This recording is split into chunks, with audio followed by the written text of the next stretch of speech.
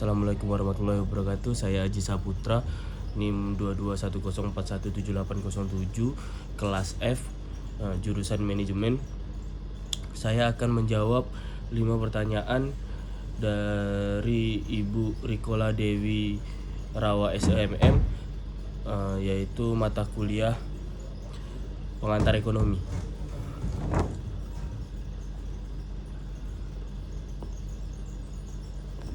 Oke. Pertanyaan pertama, sebutkan apa yang menjadi inti dari permasalahan ekonomi.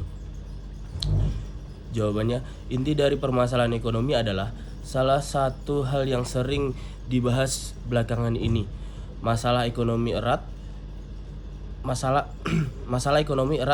kaitannya dengan kebutuhan manusia dalam kehidupan sehari-harinya.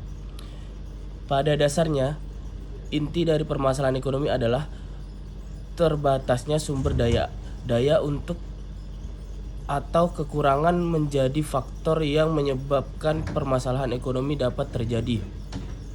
Kelangkaan di sini menyebabkan manusia tidak dapat memenuhi kebutuhan sehari-harinya. Nomor 2, sebutkan ilmu ekonomi yang menelaah tentang kebijaksanaan yang perlu dilaksanakan untuk mengatasi masalah-masalah ekonomi. Jawabannya yaitu ilmu ekonomi yang menelaah tentang kebijakan-kebijakan yang perlu dilaksanakan untuk mengatasi masalah-masalah ekonomi adalah ekonomi terapan atau applied economy. Pertanyaan nomor 3. Jelaskan menurut pendapat Anda kenapa ekonomi dan politik bisa berkesinambungan dalam menjalankan roda perekonomian. Jawabannya, ekonomi dan politik dapat berkesinambungan dan berjalan beriringan dalam menjalankan roda perekonomian karena dipengaruhi oleh 3 faktor. 1. Hubungan kausal atau deterministik adalah hubungan yang berkaitan dengan sebab akibat. Hubungan ini dapat dilihat dari perilaku subjek A dapat mempengaruhi subjek lainnya. Begitu pula dengan ekonomi dan politik. Ekonomi dapat mempengaruhi politik. Begitu pula sebaliknya. Sebagai contoh, kebijakan pemerintah kita mengatasi kasus COVID-19 yang terjadi di Indonesia yaitu dengan menerapkan lockdown. Keputusan pemerintah menerapkan lockdown ini berpengaruh terhadap ekonomi Indonesia pada saat itu dan menyebabkan perekonomian menurun. Yang kedua, hubungan interaktif adalah hubungan dua arah yang mana saling melakukan aksi hingga memiliki hubungan timbal balik yang aktif antar subjek yang memiliki hubungan, di mana apabila suatu kebijakan politik dilakukan maka akan berpengaruh terhadap ekonomi dan begitupun sebaliknya. Ketiga, hubungan berkelanjutan adalah hubungan yang terjadi secara terus-menerus dan akan menjadi sebuah siklus antar ekonomi dan politik.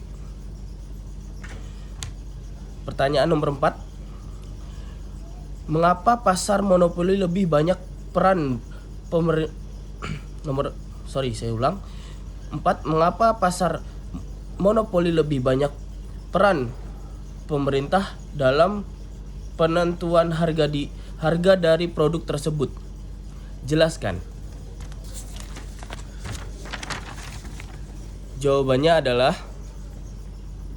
para pemerintah dalam menentukan harga produk dalam pasar monopoli dibutuhkan karena pada dasarnya pasar monopoli adalah kondisi pasar yang hanya dipengaruhi oleh satu produsen sehingga produsen tersebut dapat dengan leluasa menentukan harga dari produknya. Dengan adanya peran pemerintah dalam penentuan harga dalam pasar monopoli. Membuat perusahaan tidak berbuat semena-mena dalam menentukan harga, dan pemerintah pun dapat melindungi konsumen.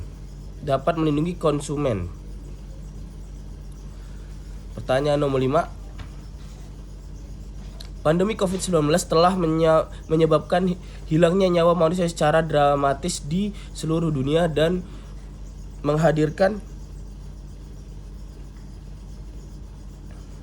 tang yang belum pernah terjadi sebelumnya dalam sebuah aspek kehidupan termasuk ekonomi.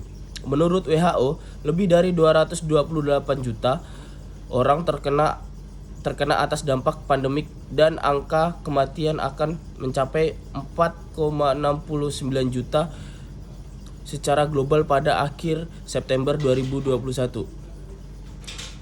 Sementara itu, menurut IMF, pada tahun 2020 dunia memasuki resesi global dengan pertumbuhan PDB yang minus. Bagaimana tanggapan dan kebijakan awal yang diambil hampir semua pemerintah di dunia termasuk Indonesia dalam menghadapi krisis ini? Menurut Anda, jelaskan. Jawabannya, kebijakan awal yang diambil pemerintah Indonesia sangat baik karena memiliki cakupan yang luas dalam masyarakat. 3 hal kebijakan pemerintah yang dapat kita bahas, yaitu: pertama, pemerintah akan memperdayakan ekonomi domestik yang sangat besar. Strategi ekonomi domestik ini berfokus untuk memanfaatkan jumlah masyarakat Indonesia yang berjumlah lebih dari 275 juta jiwa, sehingga program penguatan produk lokal akan terus didorong. Di sisi lain, pemerintah juga akan meningkatkan nilai tambah komoditas industri yang berbasis kepada sumber daya alam atau SDA untuk memenuhi kebutuhan domestik dan ekspor. Kedua, strategi ini berhubungan dengan pengendalian inflasi, terutama inflasi pangan. Inflasi pangan menjadi sumber inflasi utama di Indonesia, sehingga akan terus dilakukan gerakan tanam pekarangan, food estate, serta peningkatan produktivitas dan percepatan musim tanam. Yang ketiga atau terakhir, strategi yang diliputi perbaikan iklim investasi dengan penerapan online single submission secara penuh di seluruh Indonesia. Itulah jawaban saya dari 5 soal. Sekian dari saya, terima kasih. Assalamualaikum warahmatullahi wabarakatuh.